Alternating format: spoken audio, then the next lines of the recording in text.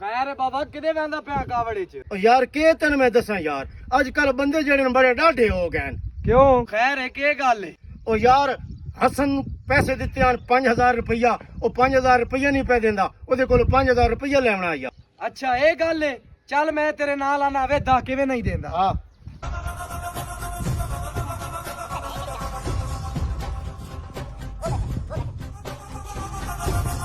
यार तू इदा 5000 रुपया क्यों ना पे दें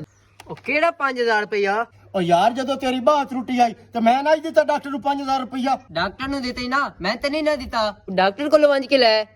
ओ यार उस बेचारे दा के कसूर है मैं डॉक्टर नु दित्ते ने डॉक्टर कोल वांच के ले एडा बड़ा हो गया अकल ही कोई नहीं तेरे विच हां यार आदा तो तू ठीक पे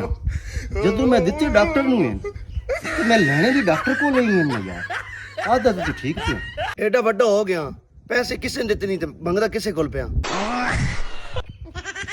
यार दित्ते वाकई मैं डॉक्टर ਨੂੰ